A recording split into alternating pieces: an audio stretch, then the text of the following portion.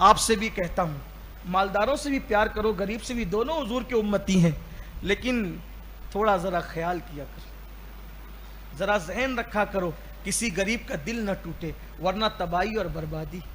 میں نے کل ہی کے یا پرسوں کے بیان میں لوگوں کو بتایا کہ ایک غریب بڑھیا کی آہ نکلی اور بادشاہ کا پورا محل زمین میں دھس گیا۔ اس لیے اس کا خیال کریں۔ اللہ تعالیٰ ہمیں توفیق عطا فرمائے غریبوں سے محبت کی۔ اسی لیے میرے آقا علیہ السلام کی ایک دعا یہ بھی ہے جس کے آخری الفاظ یہ ہیں وَحُبَّ الْمَسَاکِین۔ آخری الفاظ ہیں دعا کے وَحُبَّ الْمَسَاکِین، کہ ہمیں غریبوں سے، حضور دعا کرتے تھے۔ دیکھو کتنی حیرت کی بات ہے، پوری کائنات دعا کرتی ہے اللہ ہمیں محبت رسول عطا فرما، اور رسول دعا کر رہے ہیں اللہ مجھے غریبوں کی محبت عطا فرما۔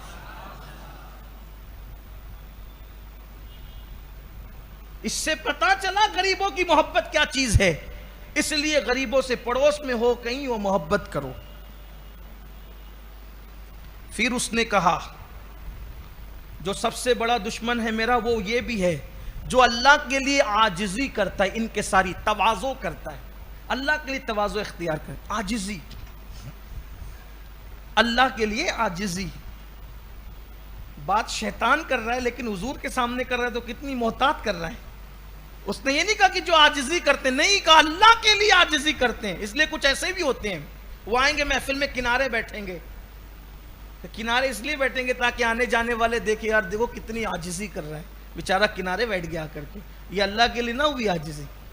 کچھ ایسے بھی کرتے ہیں کہ چلو یار دروازے پہ بیٹھ جاؤ تاکہ خود نام لے کے بلائیں گے نا ذرا فلاں صاحب ادھر آ جاؤ، تو اتنے لوگ نام سنیں گے نا کہ میں عاجزی سے وہاں۔ اللہ کے لیے عاجزی مطلب کیا؟ کسی سے کوئی پرواہ نہیں، یہ سوچ یار میں تو اللہ کا سب سے گنہگار بندہ ہوں، سب سے حقیر آدمی ہوں، فقیر ہوں، چھوٹا موٹا، چلو یہیں بیٹھ جاؤں اللہ کے لیے۔ اور جو ایسی عاجزی کرتا ہے حدیث پاک میں آتا ہے جو اللہ کے لیے عاجزی کرے اللہ تبارک و تعالیٰ اس کو بلند کرتا ہے۔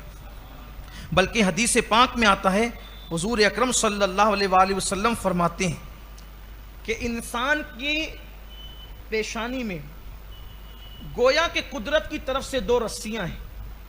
جو تکبر کرتا ہے اللہ اس فرشتے سے کہتا ہے اس کو نیچے کھینچ، وہ ذلیل ہوتا ہے، اور جو اللہ کے لیے عاجزی کرتا ہے اللہ فرشتے سے کہتا ہے اس کو اوپر اٹھا، تو اس کو بلندی نصیب ہوتی۔ اگر آدمی محفل میں جائے وہ کچھ اس کو آ جائے، پڑھ لکھ لے، کچھ اس کو مرتبہ مل جائے، مقام مل جائے، وہ سوچتا ہے کہ میں جاؤں تو لوگ میرے لیے کھڑے ہوا کریں۔ لوگ کھڑے ہوں اپنی مرضی سے وہ الگ بات ہے، انسان سوچے کہ لوگ میرے لیے کھڑے ہوا کریں۔ آقا کریم صلی اللہ علیہ وآلہ وسلم فرماتے ہیں کسی جہنمی کو دیکھنا ہے زمین پر تو اس کو دیکھو جو محفل میں جاتا ہے تو یہ سوچتا ہے کہ لوگ میرے لیے کھڑے ہوا کریں، لوگ میرے ہاتھ چوما کریں اس لیے کہ میں اس قابل ہوں، لوگ میرے لیے کھڑے ہوا کریں کہ میں اس قابل ہوں، لوگ مجھے القاب و آداب سے پکارا کریں کہ میں اس قابل ہوں، لوگ میرا نام نہ لیا کریں کہ میں اس قابل ہوں۔ سوچو تو صحیح کیا قابل ہو، کیا قابل ہوں؟ ذرا اپنی پیدائش کا منظر سوچ لو، انسان اپنی پیدائش پہ غور کر لے، انسان اپنی پیدائش پر غور کر لے کہ کتنی جگہوں سے وہ گزر کر کے انسان بنا ہے، اور جن جگہوں سے وہ گزرا ہے ان جگہوں کی بات کیا ہے، جن جگہوں سے گزرا ان جگہوں کی بات کیا ہے، پھر جس پانی سے بنا اس پانی کی بات کیا ہے، جس مٹی سے بنا اس مٹی کی بات کیا ہے۔ جس مٹی سے بنا قرآن اس کو ہمائی مسعون کہتا ہے، سڑی ہوئی مٹی، سڑا ہوا گارا انسان بنا ہے، اس سڑے ہوئے گارے سے، اس سڑے ہوئے گارے کو کلایا کیسے گیا؟ تو قرآن کہتا ہے من نطفہ، گندے پانی سے، جو انسان پہ غسل فرض کروا دے وہ پانی، اور انسان کر رہا ہے کہ لوگ اٹھیں آپ کی عزت میں، وہ لوگوں کا معاملہ ہے، لوگ آپ کی دست و بوسی کریں، لوگ آپ کی عزت کریں، آپ خود نہ چاہیں، آپ خود نہ چاہیں، بلکہ اللہ کے رسول علیہ السلام نے کئی بار صحابہ کو کہا کہ میں آیا کروں تو میرے لیے کھڑے مت ہوا کرو۔ حضور منع کرتے تھے عاجزی سے، لیکن صحابہ برابر کھڑے ہو کے بتاتے تھے میری جان تیرے لیے کھڑے نہ ہو تو پھر کس کے لیے کھڑے؟ لیکن حضور علیہ السلام منع فرماتے تھے، عاجزی کرتے تھے. اللہ کے لیے تواضع جو کرے شیطان اس سے ڈرتا اور کہتا ہے یہ میرا دشمن ہے، اس لیے اللہ کے لیے تواضع کرے. ہم تو مسجدوں میں بھی بیٹھتے تو بغیر ٹیکے سے نہیں بیٹھ سکتے، یہ بھی تواضع کے خلاف ہے. مسجدوں میں ٹیک لگا کر بیٹھنا تکبر کی علامت ہے، تواضع کے خلاف ہے. جب بادشاہوں کے دربار میں نہیں بیٹھ سکتے، لوگ ڈھونڈتے ہیں. بڑھاپا آ جائے تو الگ بات ہے، بڑھاپا آ جائے تو الگ بات ہے، نہ بیٹھ سکے تو جوانی میں ٹیکا لیتے ہو. کچھ لوگ آتے ہیں تو پنکھے کے نیچے ہی گھسیں گے، کچھ لوگ آتے ہیں تو دیوار کا ٹیک ہی لگائیں گے. میں کہتا ہوں یہ قوم اتنے ابھی 30 35 سال کے لڑکے 40 سال کے اندر ان کو ٹیکا چاہیے. اگر یہ بدر و احد کے دور میں پیدا ہوتے تو کیا کرتے؟ یہ قوم کا حال ہے. کھڑے ہو کے نماز نہیں پڑھی جا سکتی ان لوگوں سے. یہ قوم کا حال ہے. کتنا رونا رویا جائے، اور جتنے آرام دہ بنو گے اتنے آرام کی طبیعت چاہے گی. ہاں بے خیالی میں کسی کا ٹیک لگ جائے تو اس پہ میں کوئی حکم، یوں بھی میں کوئی مفتی نہیں ہوں کہ حکم لگاؤں، لیکن مسجد میں ٹیک لگا کر کے بغیر عذر کے تواضع کے خلاف. ایک مرتبہ ایک بزرگ نے مسجد کے اندر پیر پھیلا لی، آواز آئی بادشاہوں کے دربار میں ایسے ہی بیٹھتے ہیں، بادشاہوں کے دربار میں ایسے ہی بیٹھتے ہیں. اس دن جو پیر سمیٹا ہے اس دن پھر کبھی پیر نہیں پھیلائے. جس دن وصال کے بعد آپ کو تختے پہ نہلانے کے لیے لٹایا گیا اس دن آپ کے پیر پھیلائے گئے. یہ احتیاط. امام سفیان ثوری رضی اللہ تعالی، آپ کا نام سفیان تھا، ثوری کیوں کہتے ہیں؟ اس لیے کہ جب جلدی میں آئے الٹا پیر غلطی سے مسجد میں داخل کر دیا. آواز آئی تو بیل ہے، تجھے اللہ کے گھر کے اندر داخل ہونے کے آداب نہیں پتا، مسجدوں کے آداب بھول گئے، اتنے گھمنڈی ہو گئے. بلکہ مسجد میں تو یہ، مسجد میں جو ہنسے اس کی قبر میں اندھیرا ہوگا. جو مسجد میں دنیا کی بات کرے اس کی 40 سال کی عبادت رائگاں کر دی جائے گی، ضائع کر دی جائے گی. دین جانتے ہی نہیں ہے. تواضع اختیار کرو، چلنے میں تواضع، بیٹھنے میں تواضع، اٹھنے میں تواضع، بولنے میں تواضع. کچھ لوگ کی عادت ہوتی ہے گھمنڈ اتنا ہے، بڑی بڑی باتیں کرتے. یار اپنے کو تو بڑے کا گوشت نہیں چلتا، یہ گھمنڈ کی بات ہے. نہیں چلتا تو مت بولنے کی کیا ضرورت ہے. اوجڑی کھا کر تو بڑا ہوا ہے، ساری دنیا جانتی ہے، اور اس کے بعد کہتا ہے کہ اپنے کو بڑے کا گوشت نہیں آ. یہ بات ہے لوگوں کی. گھمنڈ کی بات نہ کیا کرو. کچھ لوگ شادیوں میں جاتے ہیں تو اگر پتہ چلے گا کہ دالچہ بنا ہے تو جیب میں روٹیاں رکھ کے لے جائیں گے. یہ میزبان کی بے عزتی ہے. اس کا مطلب آپ کو چاہیے تھی روٹی، اس نے بنا دی چاول. یہ کیا بے عزتی ہے، کیا ماحول بنا رکھا ہے. آپ کو نہیں کھانا ہے گھر کھائیے نا، کیوں جاتے ہو؟ اور پہلی بات کھانے جاتے ہو کسی کا دل جیتنے جاتے ہو. دعوت میں جانے کا مقصد کھانا نہیں ہے، صرف کسی کا دل جیتنا ہے. یہ کہتے ہیں نا کہ وہ کسی کا شعر ہے کہ اچھا شعر ہے، کہا تھا کہ وہ چاہتا تھا کہ دامن میرا رفو کرنا، اسے کیا خبر کہ اندر سے کٹ گیا ہوں میں. ہماری قوم کا وہی حال. کن کن چیزوں پر دکھ کیجئے گا، کن کن چیزوں پہ افسوس کیجئے گا. شادیوں میں جائیں گے تو بولیں گے ایک وہ برتنے والا کہ ذرا گوشت دینا، ذرا گوشت دے. کبھی یہ بھی سوچا اللہ کے بندو، ہو سکتا ہے کم ہی لایا ہو تو تم مانگتے کیوں؟ دعوت میں جاؤ تو پانی اور نمک کے سوا کچھ مانگنے کی اجازت نہیں، ہو سکے تو وہ بھی نہ مانگا کرو. پانی اور نمک کے سوا کچھ مانگنے کی اجازت نہیں. تواضع اختیار کرو، عاجزی اختیار. اللہ کے بندو، اللہ کے بندے بن کر رہو. لباس میں بھی تواضع ہونا چاہیے. اب تواضع کا کیا مطلب؟ پھٹے پرانے کپڑے کہیں گے نہیں جی کیا کر رہے ہیں، عاجزی کر رہے ہیں. ایسا نہیں. کپڑے کے پیون کا نام عاجزی نہیں ہے، دل کے جھکانے کا نام عاجزی. لاکھوں کا کپڑا بھی اگر پہن لو لیکن دل میں گھمنڈ نہ آئے کہ میں نے سب سے اچھا پہنا، یہ نہیں. لاکھوں کا بھی اگر اللہ پہنا دے کہ اللہ تیرا شکر ہے میں تو اس قابل ہی نہ تھا، اور پھر کہ میں تو سب سے چھوٹا ہوں لیکن نعمتیں مجھ پر کرم ہو گیا. تو یہ بات ہے، دل کی عاجزی کا نام عاجزی. عاجزی، تواضع کی بات بہت بلند ہے. اور حضور علیہ الصلوۃ و تسلیم کی سبحان اللہ کیا تواضع تھی. اب میں بات اسی پہ ختم کر دوں، ابھی تو ہم بہت دور ہیں، بس 2 باتیں کر کے ختم کر دوں گا، لیکن آئندہ ہفتے نہیں لوں گا یہ عنوان، آئندہ ہفتے عنوان دوسرا ہوگا انشاءاللہ. 20 لوگوں کا ذکر ہے جو شیطان کے بڑے دشمن ہیں، جن کو شیطان دشمن مانتا ہے وہ ڈرتا ہے. تواضع کرنے والے، حضور کی تواضع کیا ہے، سبحان اللہ. حضور علیہ السلام سے جب کوئی ملنے آتا اور مصافحہ کرتا، اور جتنی دیر تک وہ حضور کا ہاتھ پکڑے رہتا اتنی دیر تک حضور اپنا ہاتھ اس کے ہاتھ میں دیے رہتے. وہ چھڑا دیتا تو حضور چھوڑ دیتے. پھر جب وہ واپس جاتا حضور علیہ السلام سے مل کے تو حضور علیہ السلام کبھی اس کو دروازے تک چھوڑنے آتے، اور کبھی کبھی ایسا مہمان ہوتا کہ تو حضور علیہ السلام باہر سے کوئی آنے والا تو اس کو سنیت الوداع تک، جو مدینہ منورہ کا اینڈ ہے، سرحد مدینہ، وہاں تک چھوڑنے کے لیے جاتے. اور پھر کرم کا حال کیا تھا، جب تک کہ وہ شخص حضور کی طرف پیٹ نہیں کرتا میرے آقا بھی اس کی طرف پیٹ نہیں فرماتے. اور اگر کوئی بچہ بھی آ کر حضور سے کہتا نا یا رسول اللہ میرے گھر چلیے کھانا کھا لیجئے، اور حضور علیہ السلام کو اس وقت تو بھوک کی حاجت ہوتی، اسی بچے کے کہنے پہ بھی حضور تشریف لے جاتے. اور ہمارا حال کیا ہے، اگر 12 گھنٹے پہلے بھی شادی کا کارڈ آئے تو کیا بیوقوف سمجھائے مجھے؟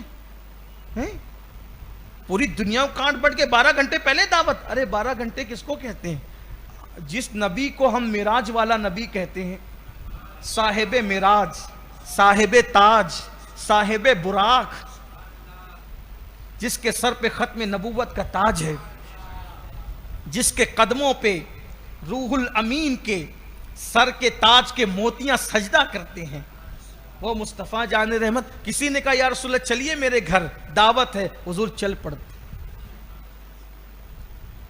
حضور علیہ السلام کی عاجزی کا یہ ہے. اور پھر قربان جائیں، جو حضور کے ساتھ بیٹھنا چاہتا حضور اس کے ساتھ بیٹھتے، جو حضور کے ساتھ کھانا چاہتا صلی اللہ علیہ وسلم حضور علیہ السلام اس کے ساتھ کھاتے. یہ تواضع تھی. ہم لوگ اگر بس میں بھی بیٹھتے ہیں تو آدمی دیکھ کے بیٹھتے ہیں کہ میلے کپڑے والا ہے کہ صاف کپڑے والا ہے. یہ بات دعوت میں بھی لوگ جاتے ہیں نا تو دیکھتے ہیں کہ کون ہے وہ سیاسی لیڈران ہے نا، چلو ادھر چلو، یہ لوم کے مزدور ہے ادھر سے ہٹو. یہ فکر بدل، پاگل پن ہے، دین نہیں جانتے، شریعت نہیں جانتے. جن کے حرام کھا کر کے پیٹ بڑھ گئے ان کے ساتھ بیٹھنے میں فخر، میں فلاں کے ساتھ بیٹھ، فوٹو بھی نکال لیں گے، سیلفی بھی نکل جائے گی. اور جن کی حلال کی کمائی کی بنیاد پہ قدرت جنہیں اپنا محبوب بنا چکی ہے ان سے نفرت ہو رہی، ان کے پسینے میں بدبو آ رہی. میں تو یہی کہتا ہوں بات کرو تو کھل کے کرو، چاہے لوگوں سے دشمنی. اور یوں بھی اپنے کو اچھا کہتا کون ہے، اور نہ ہمیں اس کی کوئی خواہش ہے. یار اچھا کہہ دے ایک بار، بس یار کہہ دے. توحید یہ ہے کہ خدا حشر میں کہہ دے، توحید یہ ہے کہ خدا حشر میں کہہ دے بندہ یہ 2 عالم سے خفا میرے لیے، 2 عالم سے کرتی ہے بیگانہ دل کو عجب چیز ہے لذت آشنائی. میرے آقا فرماتے ہیں عمر کے زیادہ دوست نہیں بنے اس لیے کہ وہ حق کہنے والا ہے. حق کہنے کی بنیاد پہ اس کے دوست نہیں بنے، نہ بنے تو نہ بنے، خدا جس کا دوست ہے. اسی لیے تو میرے امام نے صحابہ کی شان بیان کی تو سب کو الگ الگ القابات دیے، لیکن جب فاروق اعظم کا ذکر کیا تو خدا دوست و حضرت کہا. وہ عمر جس کے آدھا پہ شیدا سقر، اس خدا دوست و حضرت پہ لاکھوں سلام. حق کہنے کی بنیاد پر جس کو لوگ اچھا نہیں کہتے، لوگ اس سے دوستی نہیں کرتے، اللہ اس کو اپنا دوست بنا لیا کرتا ہے. اس لیے آپ سے کہتا ہوں غریبوں سے نفرت نہ کرو، تواضع کرو. اور آخری بات آج کی محفل کی، پھر شیطان نے کہا جو میرے کٹر بڑے دشمن ہیں جن سے میں ڈرتا ہوں ان میں سے ایک وہ بھی ہے جو اپنی جوانی کو عبادت میں گزار دیتا ہے. یعنی جوانی میں جو عبادت گزار بن جائے جو جوانی میں عبادت گزار بن جائے اس سے بھی میں ڈرتا ہوں. اب تشریح کے بغیر صرف پڑھ دیتا ہوں. پھر اس کے بعد اس نے کہا اس نے تاکہ عنوان مکمل ہو جائے. اس نے کہا جو دو بندے اللہ کے لیے آپس میں محبت کرتے ہیں میں ان سے بھی ڈرتا ہوں اور وہ میرے دشمن ہے. مطلب محبت کرو اللہ کی. ایک شخص جا رہا تھا کسی سے ملنے. اللہ نے ایک فرشتے کو بٹھا دیا اور کہا کہ اس سے پوچھ یہ کیوں جا رہا ہے, اس سے پوچھ کہ یہ کیوں جا رہا ہے, کہ کوئی احسان ہے جس کا بدلہ لینے جا رہا ہے. تو اس بندے نے کہا نہیں میں تو اس سے اللہ کے لیے محبت کرتا ہوں, بس اس سے اللہ کے لیے ملنے جا رہا ہوں. فرشتہ کہتا ہے میں فرشتہ ہوں, اللہ نے مجھے بٹھایا ہے اور تو اللہ کے لیے اس سے ملنے جا رہا ہے. تو اس سے جتنی محبت کرتا ہے اللہ تجھ سے اتنی محبت کرتا ہے. ایک دوسرے سے جو اللہ کے لیے محبت کرتے ہیں اللہ تبارک و تعالی ان کو کیا مقام عطا کرتا ہے. حدیث پاک میں آئے نور کے ممبر لگے ہوں گے میدان محشر میں, نور کے ممبر, اور کچھ لوگ اس پہ بیٹھیں گے تاج پہن کے. لوگ کہیں گے یہ کون لوگ ہیں اتنے آرام سے بیٹھے, ادھر نفسی ہو رہا ہے, یہ نور کے ممبر پہ بیٹھنے والے کون ہیں؟ اللہ فرمائے گا یہ وہ ہیں جو میرے لیے ایک دوسرے سے محبت کرتے تھے. کاروباری کوئی تعلق نہیں تھا, خاندانی کوئی تعلق نہیں تھا, رشتہ داری نہیں تھی. محبت کا سبب کیا تھا؟ اللہ کی محبت. اب دیکھو ہم غوث پاک کو جو چاہتے ہیں لوگوں کے کلیجے جلتے ہیں. حدیث ہے نا مسلم شریف کی حدیث میں آپ کے سامنے پڑھ کر لوگ یہ دیکھو کتنی محبت کرتے ہیں, اللہ کے لیے کرتے ہیں.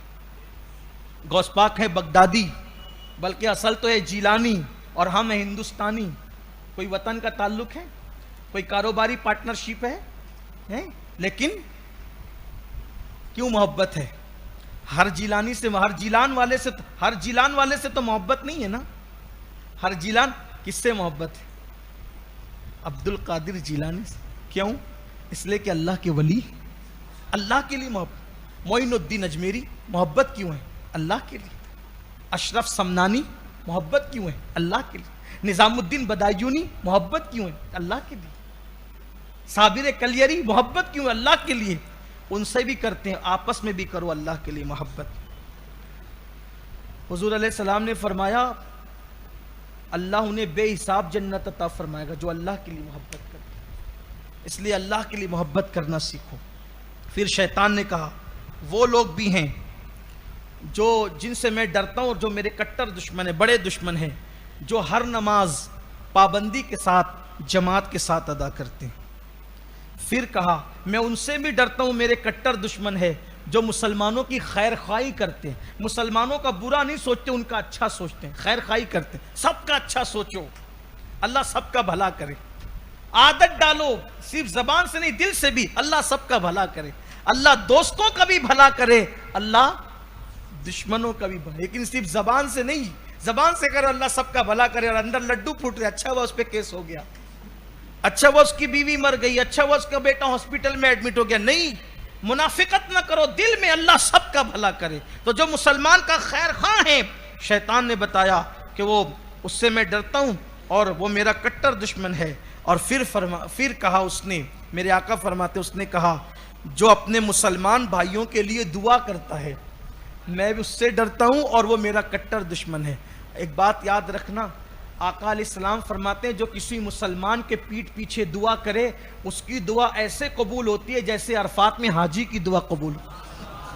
اور ایک بڑا فائدہ کہ جب تم کسی مسلمان کے لیے کہتے ہو نا اللہ فلاں مسلمان کو, اس کے پیٹھ پیچھے فلاں مسلمان کو یہ دے دے, تو پیچھے فرشتہ آپ کے لیے کہتا ہے اللہ اس کو یہ دے دے. آپ مسلمان کے لیے دعا کر رہے ہوتے, فرشتہ آپ کے لیے دعا کر رہا ہوتا ہے. اس لیے لوگوں کے لیے دعا کرتے رہو. حضرت امام حسن کہتے ہیں میری امی سیدہ فاطمہ کو میں نے دیکھا کبھی اپنے لیے اپنی اولاد کے لیے جلدی سے کچھ مانگتی نہیں تھی, دوسروں کے لیے مانگتی رہتی تھی. میں نے پوچھا امی کچھ اپنے لیے بھی تو مانگ لیا کرو, ہمیشہ دوسروں کے لیے مانگتی ہے. فرماتی ہے بہت خوبصورت بات, بیٹا پہلے پڑوس ہے اس کے بعد ہم ہیں. یوں اس لیے لوگوں کے لیے مانگا کرو, اپنے لیے بھی مانگنے میں کوئی حرج نہیں ہے. پھر اسی طرح کہا اس نے, شیطان نے حضور علیہ السلام سے عرض کیا کہ جو کسی مسلمان کے لیے اپنے دل میں بغض اور کینہ نہیں رکھتا, میں اس سے بھی ڈرتا ہوں اور وہ میرا کٹر دشمن ہے، بڑا دشمن ہے۔ اور پھر کہا جو ہمیشہ باوضو رہتا ہے وہ میرا کٹر دشمن ہے اور میں اس سے ڈرتا ہوں۔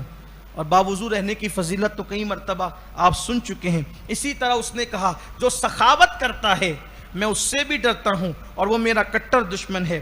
اسی طرح اس نے کہا جو دنیا میں رہ کر موت کی تیاری میں مشغول رہتا ہے، موت کی تیاری کرتا ہے، میں اس سے بھی ڈرتا ہوں اور وہ میرا کٹر دشمن ہے۔ یہ کل 20 لوگوں کی فہرست اس نے بیان کی۔ اب تھوڑا سنجیدگی سے سوچئے ان 20 لوگوں میں ہمارے اندر کتنی صفات ہیں؟ کہیں ایسا تو نہیں کہ شیطان ہم سے خوش ہونے والا ہے، شیطان ہم کو دوست بنا چکا ہے اور معاذ اللہ ہم شیطان کو دوست بنا چکے ہیں۔